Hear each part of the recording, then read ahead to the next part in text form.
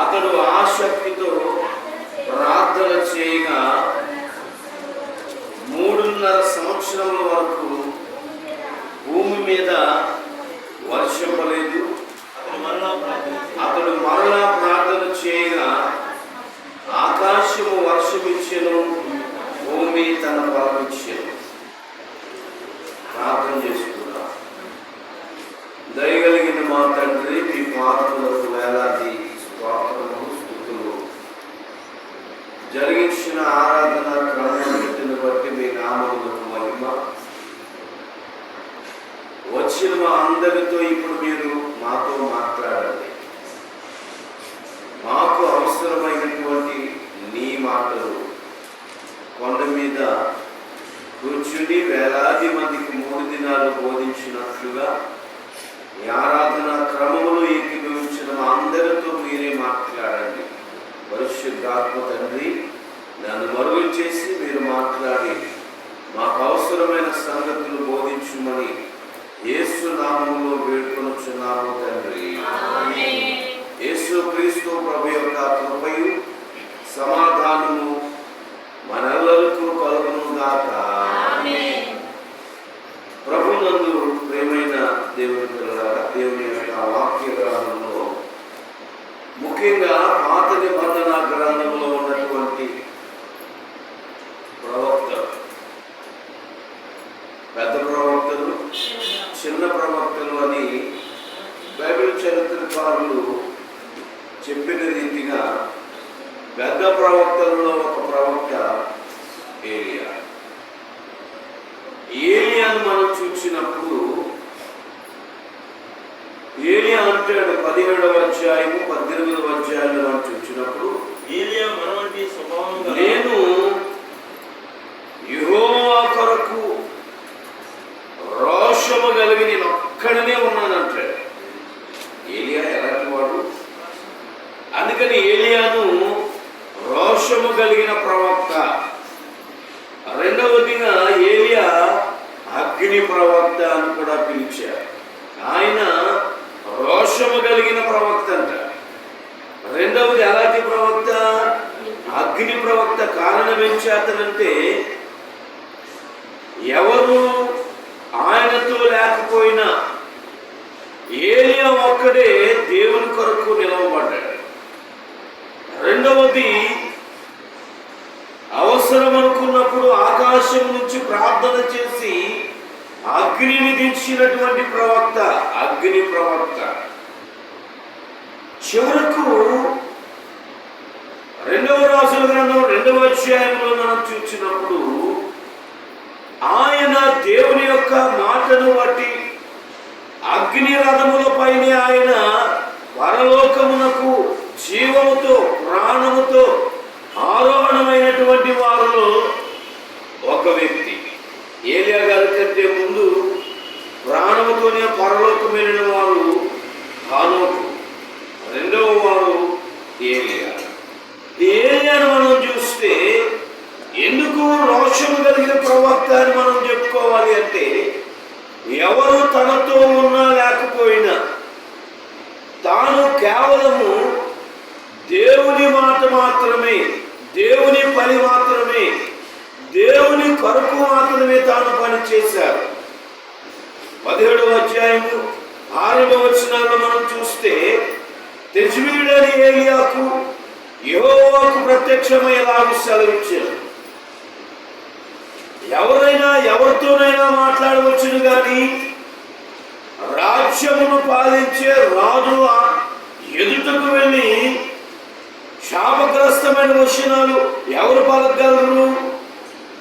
ఇప్పుడు ఏలియా అదే అంటున్నాడు. ఆహాబు రాజు యొద్దకు వెళ్ళి దేవుడు చెలవిచ్చిన మాట ఏమిటంటే, ఇది మొదలుకొని 17వ అధ్యాయం ప్రారంభం నుంచి చదువుకుంటే మనకు కనబడుతూ ఉంది. చదవండి. అంతట గిలాదు కాపురస్తుల సంబంధీయుడు తిష్బీయుడైన ఏలియా ఆహాబు యొద్దకు వచ్చి, ఎవని సన్నిధిని నేను నిలిచి ఉన్నానో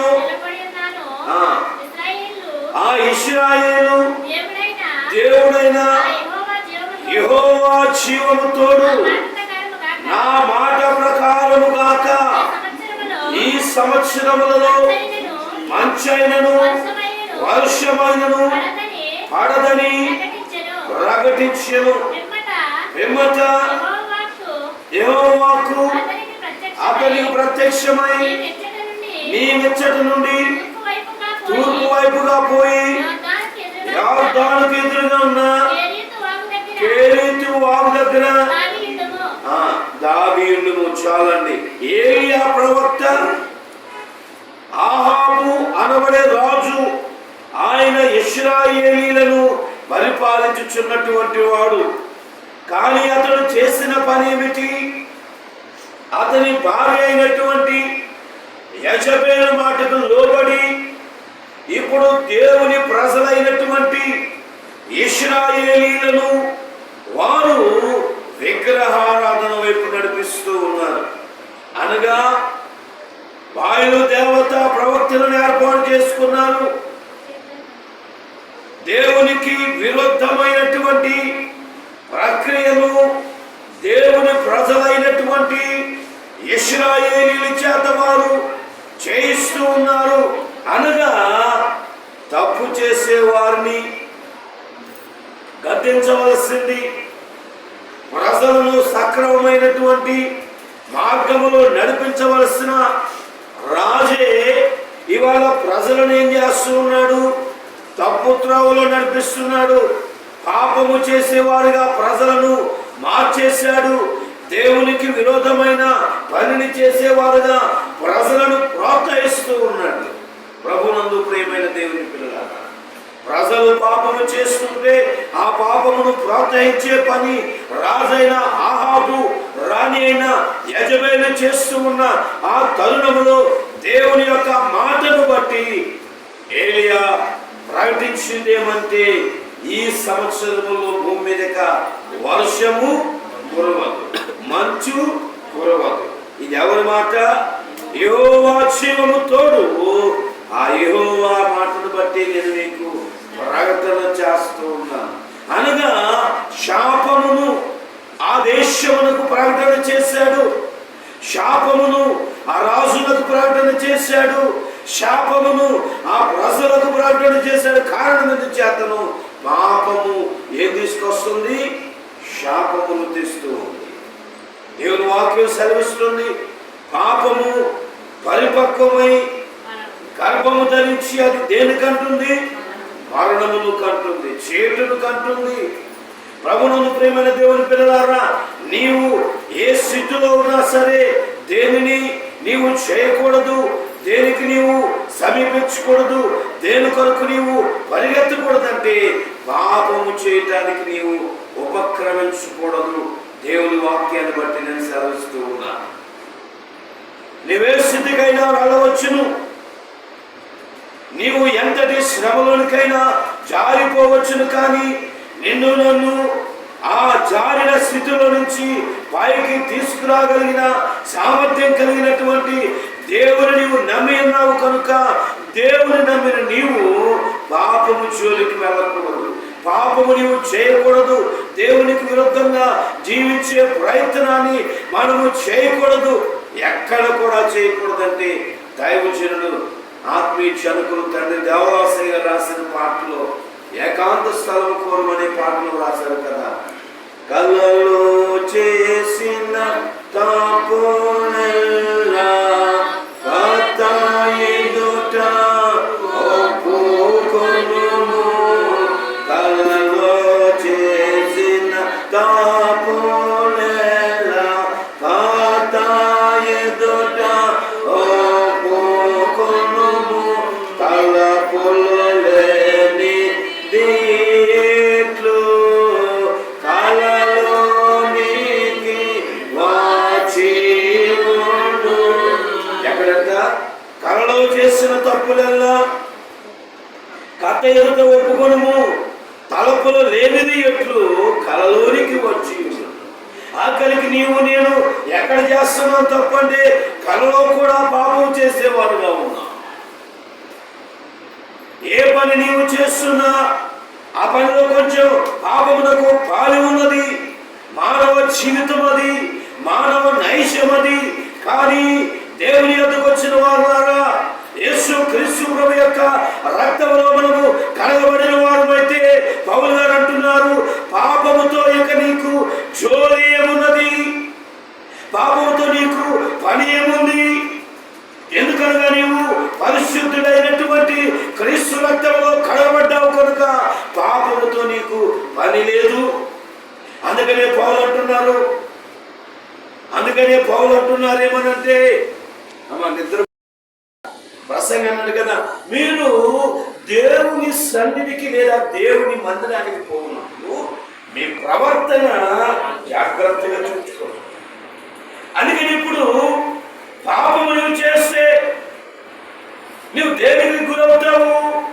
శాపానికి గురవుతావు. శాపం ఏం తెచ్చింది? మరణాన్ని తెచ్చింది కదా. ఆదాము చేసిన పని ఏమిటి? పాపమే. అందుకని ఏం తెచ్చుకున్నారు?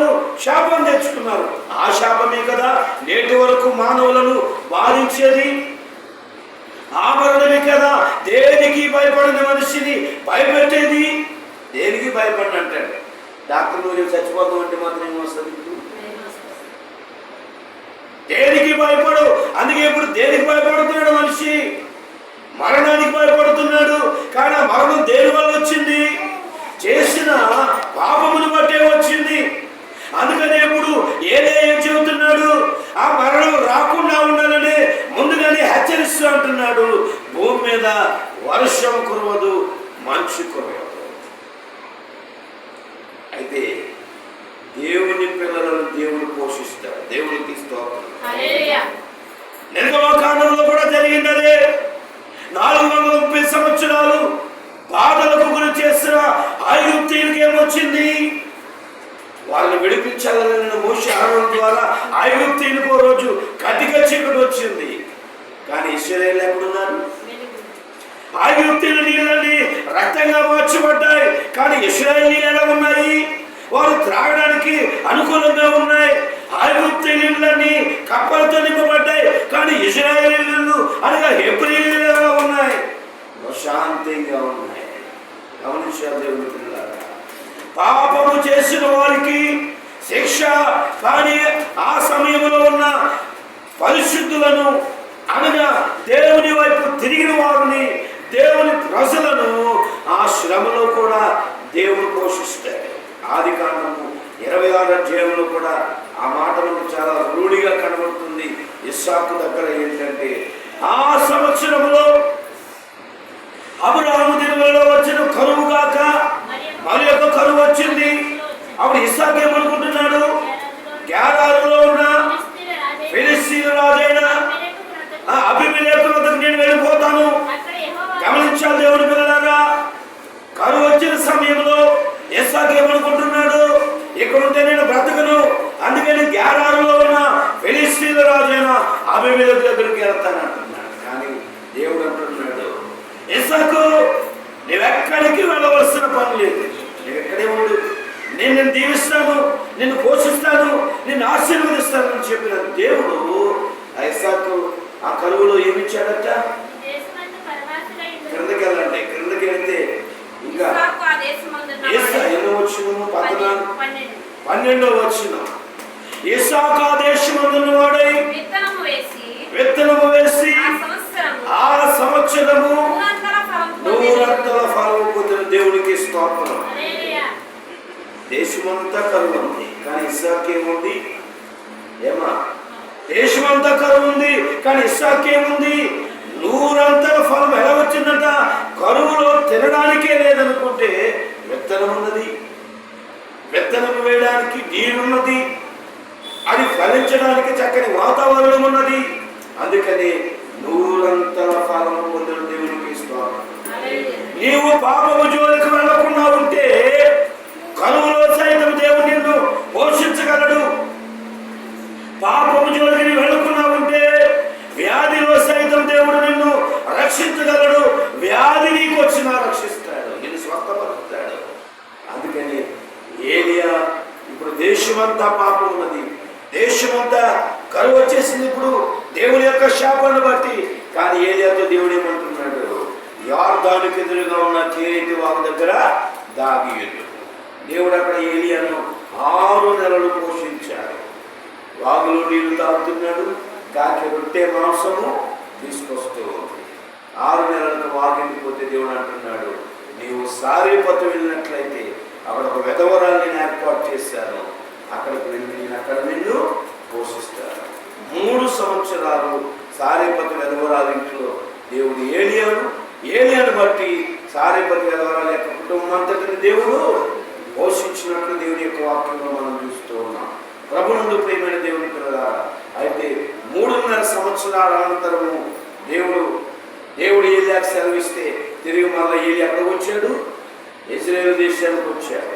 ఇజ్రాయేలు దేశానికి వచ్చి కర్మేలు ఎక్కి చూచాడు. కర్మేలు అనగా ఏంటి? ఇప్పుడు అది ఫలవంతమైన భూమి, పచ్చని ప్రదేశము, ఆశీర్వాదం కలిగినటువంటి భూమి కర్మేలు. కానీ దేవుని మాట ప్రకారం ఏదైతే శాపాన్ని బట్టి కర్మేలు ఎలా అయిపోయింది?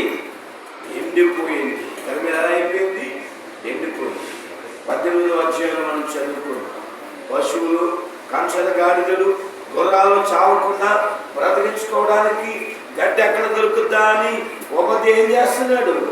దేశమంతా దేశాటన చేస్తున్నాడంటే ఇజ్రాయేలు దేశంలో ఏం లేదు? ఆహారం పశువులకి లేదు, ఆహారము మనుష్యులకు లేదు. ఎండిపోయిన కర్మేలు నుంచి వచ్చి ఏలియా చాలా దుఃఖించాడు. దుఃఖించి కొండ మీదకి వెళ్ళాడు. దేవుని గురించి దైవజనుడు దేవదాసయ్య గారు అన్నారు, ఏలియా ఏం చేశాడట? ఏలియా గిరి ఎక్కాడట. ఏలియా ఏమి ఎక్కాడు? గిరి ఎక్కాడు. గిరి ఎక్కి పురి పెట్టాడు. ఏలియా పురి పెట్టడాన్ని బట్టి దేశానికి సిలువ వచ్చింది అన్న. ఏం చేశాడట? గిరి ఎక్కాడు. ఏలియా ఎప్పుడు దేవుడి మాటలు బట్టే శపించాడు. కానీ 3.5 సంవత్సరాల తర్వాత వెనుకొంది చూస్తే పచ్చని ఫలవంతమైన భూమి కర్మేలేమైపోయింది? ఎడారిగా మార్చబడింది, పేటలు మారిపోయింది. ఏ విధమైన ఆహారములకు అనువైన స్థితిగా లేనటువంటి భూమిగా మార్చబడింది. చాలా ఏడ్చాడు, దుఃఖించాడు, బాధపడ్డాడు. అందుకనే వెంటనే ఏలియా ఏం చేశాడట? గిరి ఎక్కాడనగా, గిరి అనగా దైవ సన్నిధి అనే గిరి. గిరి అంటే ఏమిటి? దైవ సన్నిధి అనే గిరి ఎక్కాడు. యాకోబు పత్రులు అదే రాస్తున్నాడు, ఏలియా మన వంటి స్వభావం కల మనుష్యుడే. ఆ పై మాటలో ఏమంటున్నాడు? 16వ వచనంలో, నీతిమంతుని విజ్ఞాపన మన పూర్వకమైనదై బహుబలము గల దైవుడు దేవునికి స్తోత్రం. నీతిమంతుని విజ్ఞాపన. రాజైనా మాట తప్పాడేమో కానీ, రాజైనా పాపం చేశాడేమో కానీ, దేవుని ప్రవక్త అయిన ఏలియా మాత్రము ఒక్కడే నిలిచి ఉన్నాడు. దేవుని కొరకు ఒక్కడే నిలిచి ఉన్నాడు. రోషము కలిగిన వాడు. మరొక మాట, మోమాటము లేని ప్రవక్త. ఎలాంటి ప్రవక్త? ఏలియా ఎలాంటి ప్రవక్త? మొహమాటము ఆమె కలిగి ఉందా? గట్టిగా చెబితే మళ్ళీ అదో ఆరాధనకు రాదేమో అనుకుంటున్నాం. మొహమాటం మనకెందుకు? పోషించేవాడెవరు? నడిపించేవారెవరు? బాగు చేసేవారెవరు? బలపరిచేవారెవరు? అన్నీ మనకి ఇచ్చేవారెవరు? అన్నీ దేవుడు ఇస్తున్నప్పుడు మనుషుల దగ్గర మొహమాటం ఎందుకు మనకి? అందుచేత మొహమాటం లేని నిర్మోహమాటం కలిగిన ప్రవక్త ఏలియా. అందుకని అందరూ పాపం చేశారు. రాజు మాట విని ఏలియా మాత్రం అక్కడే దేవుని కొరకు నిలబడ్డాడు, శపించాడు. జరిగిపోయింది. 3.5 సంవత్సరాల తర్వాత వెనుకొచ్చి చూస్తే కర్మేలు ఏమైంది? ఎండిపోయింది. కరువుతో కాటకముతో అల్లాడిపోతున్న ఇశ్రాయేలు రాజ్యం, అందులో ప్రత్యేకమైన ప్రాంతం కర్మేలు. ఆ పండితులు చూస్తే ఎడారిగా కనబడుతుంది, వీడుబారిన వేటల బారిన భూమిగా కనబడుతుంది. కనుకని నీతిమంతుడైన ఏలియా ఒకసారి మరలా దేవుని సన్నిధి అనే గిరి ఎక్కాడు. ఎక్కి ఏం చేస్తున్నాడు? ప్రార్థననే ఉరిపెడుతూ ఉన్నాడు. ప్రార్థన చేస్తున్నాడు. తన తన సేవకులతో చెప్పాడు. ఏలియా ప్రార్థన చేస్తున్నాడు. ఎక్కడి వరకు అంట? ఆ మొదటి రాజుల గ్రంథంలో మనకు కనబడుతున్న మాట ఏమిటంటే, ఏలియా తన తల తన మోకాళ్ళ మధ్య పెట్టుకుని 7 మార్లు ప్రార్థన చేశాడట. తల ఎక్కడ పెట్టుకున్నాడు? తన మోకాళ్ళ మధ్య పెట్టుకుని 7 మార్లు ప్రార్థన చేశారు. 7 అనగా సంపూర్ణతకు సాదృశ్యం. పాత నిబంధన పాట ఆది కాండం మొదలుకొని క్రొత్త నిబంధన పాట ఆఖరి పుస్తకమైన ప్రకటన వరకు బైబిల్ గ్రంథములో 7కు ఒక ప్రత్యేకమైన స్థానము. 7 అనగా సంపూర్ణ. 7 అంటే చెప్పండి, సంపూర్ణమైన స్థితి. ఇవాళ ఏలియా కూడా కర్మేలు కొండ ఎక్కి ప్రార్థన అనే గిరి ఎక్కాడు. అనగా దేవుని సన్నిధి అనే గిరి ఎక్కి ప్రార్థన అనే పులిపెట్టి చెబుతున్నాడు. చూడు, కిందకెళ్ళి చూడన్నాడు. చూస్తే ఏం కనబడింది? 6 సార్లు ఏమీ కనబడలేదు. కానీ 7వసారి ఏం కనబడింది? అరచేయంత మేఘం కనబడింది. అరచేయంత మేఘమే. ఆబరాజుతో చెబుతున్నాడు, ఆగు, విస్తారమైన వర్షము వచ్చినట్లు ధ్వని పుట్టుచున్నది కనుక నేను త్వరగా ఎక్కడికి వెళ్ళు? కోట దగ్గరికి వెళ్ళని చెప్పి ఆహాబును పంపించేశాడు. వర్షం వచ్చింది. అదే యాకోబు పత్రికలో రాశారు. ఏలియా మన వంటి స్వభావం గల మనుషులే, కానీ అతడు వర్షపు నుండి ప్రార్థన చేస్తే వర్షం ఆగిపోయింది. అతడు మరలా ప్రార్థన చేయగా ఆకాశము వర్షం ఇచ్చెను, భూమి తన ఫలం ఇచ్చెను. దేవునికి స్తోత్రం. ఏలియా దైవస్థందనే గిరి ఎక్కాడు. ఏలియా ప్రార్థననే పులిపెట్టాడు. సిరి అనగా ఆశీర్వాదపు సిరి, వర్షం అనే సిరి. కరువు పోయింది, సమృద్ధి కలిగింది. దేని ద్వారా? ఏలియా ప్రార్థన ద్వారా. మనం కూడా మన శ్రమ కాలంలో దైవ సన్నిధి అనే గిరి ఎక్కి ప్రార్థనని పులిపెట్టి ఆశీర్వాదం అనే సిరి మనము పొందవలసిన వారమై ఉన్నాం. అయితే ఒక్క మాట, మనము దేనికి చోటు ఇవ్వకూడదు? పాపమునకు చోటు ఇవ్వక పౌలు గారు చెబుతున్నట్లు యోసేపు వలె మీరు పాపమునకు దూరంగా పారిపోయి. మన పాపానికి ఎలా ఉండాలంట? దూరంగా పారిపోయి. ఏ కష్టమైనా, ఏ బాధ అయినా, ఏ శ్రమైనా పాపముకు మనము దూరంగా ఉన్నట్లయితే దేవుని ఆశీర్వాదం ఖచ్చితంగా మనకు వర్షిస్తుంది. అది ఎలా అనగా దైవ సన్నిధి అనే గిరి ఎక్కి ప్రార్థనని ఎప్పుడు పెట్టి సిరి అనేటటువంటి ఆశీర్వాదాన్ని మనము పొందుకోవాలి. అది ఏలియా గారు పొందారు. ఏలియా గారు ద్వారా ఇశ్రాయేలీయులు అనుభవించారు. మనం కూడా రోషము కలిగి దేవుని కొరకు జీవిస్తూ దైవ సన్నిధి అనే గిరి ఎప్పుడు ఎక్కాలి. దేవుని సన్నిధి మనము మానకూడదు. సన్నిధి చేయడం మనము మానకూడదు.